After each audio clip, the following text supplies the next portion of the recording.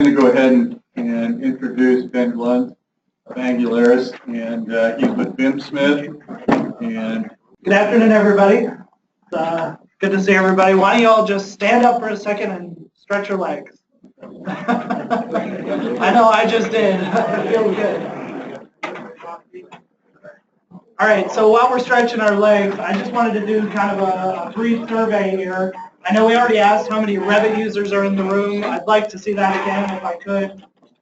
You can raise your hand if you're a Revit user as your primary workflow. Okay, great. What about SketchUp? Yeah? Okay.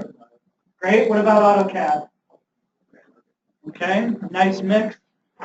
Any ArchiCAD users in the room, dare I say?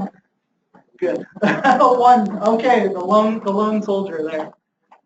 Great. Any platforms I missed that folks are using? MicroStation, Bentley, yeah. Okay, great. I just like to know who I'm talking to. All right. So thanks for the great introduction, everybody. Really admire all the work that BIM-M is doing and has done over the past few years here, and I'm really honored to be a part of this community. My name is Ben Glunt, and I'm the CEO of Angularis Technologies. We're a group of recovering architects, we like to say, and we're based out of Elgin, Illinois, which is just about a half an hour from here. And our primary focus is finding the intersections between building product manufacturers and the AEC communities.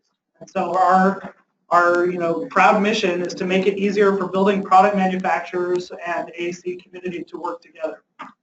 And so we got our start by doing that, just by creating Revit content for building product manufacturers. We're a part of the Autodesk Developer Network and the Autodesk Content Network. Recognized, throughout the world, having worked with over 300 brands worldwide. And so the product I want to talk to you about today is really the brainchild of myself and a few other recovering architects, we like to say, who got together, after working with manufacturers and having been in practice ourselves, using Revit to design buildings, and kind of taking the struggle points in the actual workflows and saying, we can do better than that. And so the result is the platform I'm going to be showing you here today, and I think we can get rid of this little error message. Did that go way up there? Great. So, okay, I can get here. Is that working? Okay, great. Is there something I need to do? Yeah, that's what I was doing. Not working. Does anybody know what I need to do to get it to work? Yeah. Okay. Guess I'll kick it old school. No, that's not working either. Do I need to refocus it maybe? There we go. Now it'll work. Oh, there we go. Great. Technology. So these are some of the problems that we set out to solve. As we attack this problem, we realized that selecting manufacturer product data can be a problem. You spend time searching on Google and on aggregator sites, and on the manufacturer sites, and everybody's website's a little bit different, and everybody has it buried in some treasure trove called resources, 8 tabs deep. And while others right on the home page, there it is, BIM content. And so that for us was an issue, and not just from a BIM standpoint, but just in general. Finding product data can be a major time suck. And as soon as you find it and use it on a project, by the time you work on your next project, it's probably out of date. Another problem that we ran into a lot was bringing products from different manufacturers together, and that's where I really get the title for this talk, which is breaking down those silos. And I'm going to dig into that a little bit deeper, but how do we make products work together? Because the reality of how a building goes together is it could be millions of products in a given building, and they all work together. And a lot of the failures that we see in the field are usually a product of multiple products not working together. So with that, aggregating that siloed technical data so you don't have to scatter to find it all and keeping it all together. And then research needed to create required assemblies. So, codes are getting more and more complex. You've got UL, you've got UF, you've got SPC, you've got NFPA 285. You've got all these requirements that these municipalities and code agencies are putting on us as architects. How can we do that better? How can we make that easier? How can we make it more accurate? And then accuracy as it relates to walls and product thickness. How many times, for my Revit users, have you made a wall and you go to put in CDX plywood and you punt on the number, right? Everybody's got it. If it's not you, it's one of your draftsmen that's doing it. And so that's another problem we set out to solve.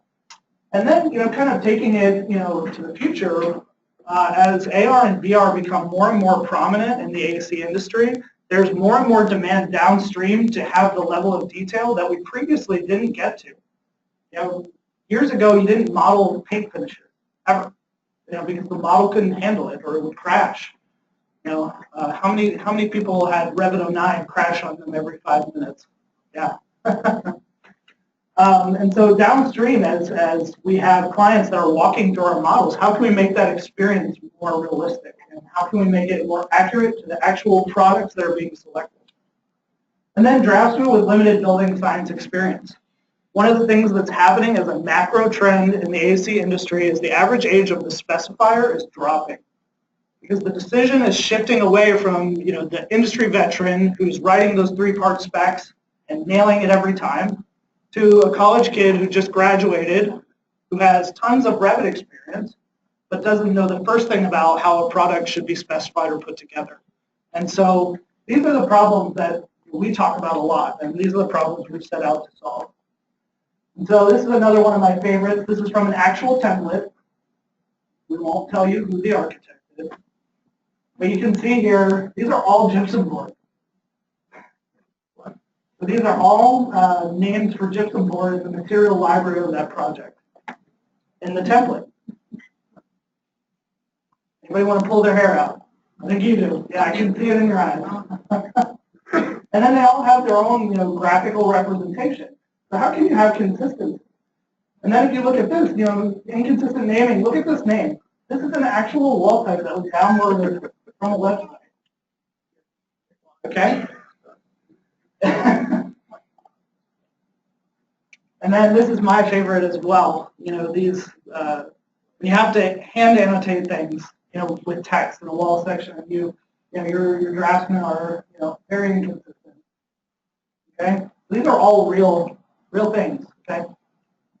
So you have all different people working with different levels of experience and working on all different parts of the drawing, and it causes all kinds of inconsistencies throughout the project. And so another issue, as I said, is with the way the assemblies meet the standards. And so, like I was saying, this is another issue. And so this is our formula for trouble here. Lack of education on building products plus a lack of general building knowledge equals guesswork, which translated is headaches for everyone. Lawsuits. I like that better. Who said that? There you go. So this is another great example here. So you go to building product manufacturers' websites to download their data, right? And these manufacturers put out data, thinking they need to check the box so that they're BIM ready. And so you downloaded a wall from a brick manufacturer's website, and they've attached all their data all through it. They stuffed the whole wall assembly with their data. And then you go and download from a plywood manufacturer's website, and all their data is crash bombing the model.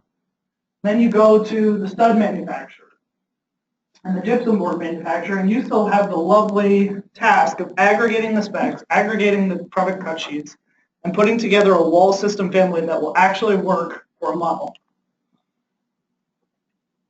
So put it all together, and you've spent all that time gathering manufacturer-specific content only to have to rework and retool the content to work for your project goals. And so we said, there's a better way to do it. Let's find it.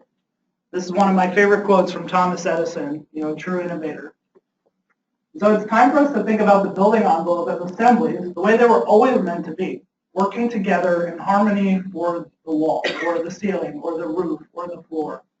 And it's also the way Revit has actually wanted us to do it from the beginning, but we insist, due to lack of data and due to lack of tools like what BIM-M is developing, we have to punt. And how many of you have punted? And so we've also said it's also time to take the person or the group that is actually the expert and bring them to the table. Okay, you've got your GC, and you've got your subcontractors, and you've got your architect, you've got your owner, and everybody's sitting around the table, and 9 times out of 10 the manufacturer's doing this, looking over the shoulders saying, hey, about that project, can I get some info on that? Where are my manufacturers at? You know what I'm talking about. And so I argue all the time, the building product manufacturer needs an equal seat at the table as a stakeholder. And BIM-M is advocating for this as well. And so we say, why not provide better tools for building product manufacturers to actually create value? I always say to manufacturers that I work with, and I work with a lot of manufacturers, the day I'm specifying my paint, I don't want to talk to somebody about furniture. And I don't want to talk about somebody furniture when I'm specifying paint backwards, right? So when I'm ready to talk to somebody, I want to pull them in as the expert. I want to pull Jeff in when I want to talk about brick, because he knows about his brick. And so this is all sorts of data that's readily available, and these manufacturers have tested it. And so too often when I was in practice, everyone would just say, just throw a generic placeholder in, right? We'll just kick it down the curve to the GC. And I say, if you go into a Ford dealership and you ask them for how many miles per gallon does this generic truck get? What colors does this generic truck come in? They'll say, what are you talking about? We don't make generic trucks. We make Ford trucks. If you want to talk about Ford trucks, I can tell you everything about it. And that's the same for building product data. And so what I'm going to talk a little bit about now is the BIM Forge platform that we've developed. Okay. Speed up here a little bit. And it provides a product neutral space for thousands of standalone products to come together to form complete assemblies just like they do in the real world. So this is a demonstration of the interface that we've developed. It's completely free for everyone to use. And it's entirely web-based. And it integrates directly into Revit. So you can see here, I'm selecting metal studs. It's instantaneously visualized down here in our visualizer portal. Now I'm selecting gypsum. And it only has products that actually exist. We always have a generic version, and you can always swap it out for a manufacturer-specific version. So you can even choose things like paint, interior latex, sheens. And we've even loaded 1,500 colors from Sherwin-Williams into the system for you to actually be able to choose true colors. It brings it in, and oops, there we go. Able to choose our color there.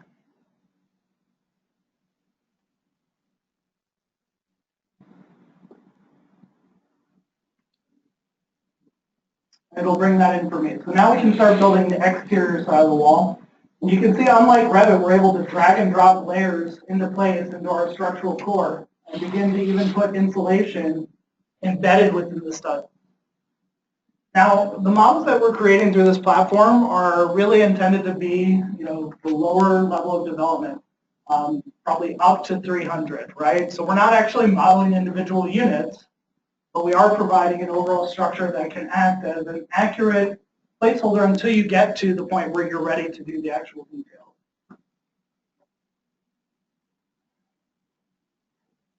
You can see how easy it is, to search through, and for, the draftsman who might not know the ins and outs of all of these products, it makes it much easier for them to be able to do that.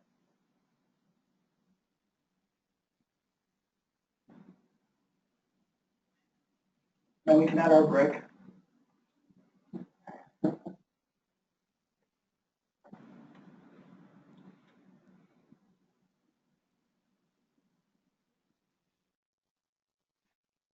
So you can see here now in the visualizer, we're able to generate a 3D model.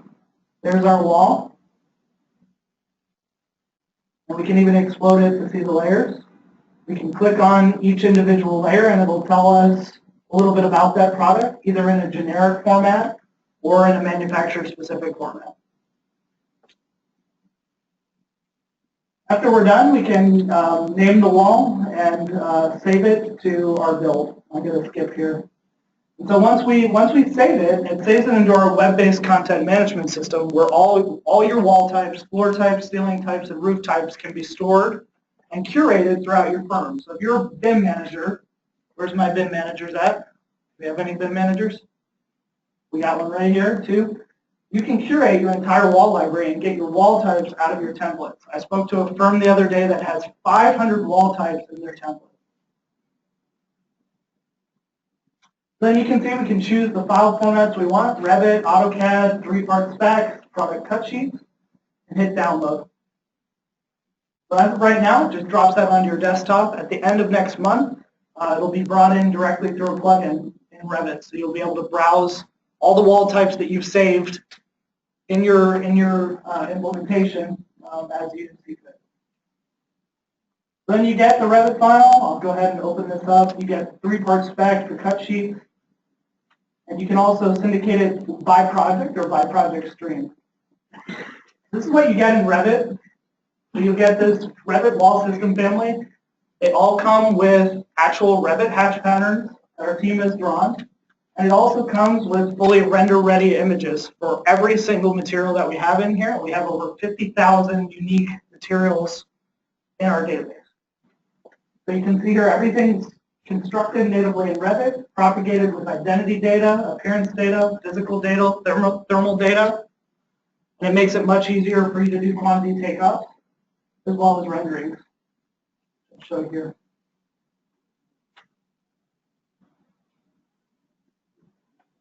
So in the drawer here, we have filtering criteria such as UL or STC or NFPA 285. We're converting the UL wall book into the system. And so you can just grab that and you cross-reference it and you bring it in and it's ready to go. So there's one fully ready based on that testing criteria. So what does that look like in the end? You're able to generate, instead of, this guy here, which we saw at the beginning, you're able to actually put real data in. And all the information you see in these tags is dynamically propagated from the metadata that's built into the materials. And so you can see we've got multiple levels of development here. So you can start with just a W1, or you can go all the way down to where you're going in for a permanent set. And so you can swap those codes out without disrupting the model. So start very generic. If you keep it in course view, working it all the way up to fine, where it's ready to be specified. And not only that, we've got about 45 manufacturers who have already syndicated their products into the system. And so we work very hard to get a very diverse group of manufacturers in here to be able to really represent all the different types of products that are out there. And so our goal now in working with BIM-M is to take the work that's being done through the Masonry Unit database and help that to inform the taxonomy that we've already built, all the building products, and keep that in alignment with the changes and the shifting that is within the masonry industry, and to provide that as a gift to the community. And as I said, this tool is completely free for everyone in this room to use. So we appreciate the opportunity to partner with BIM-M and look forward to working with you all into the future.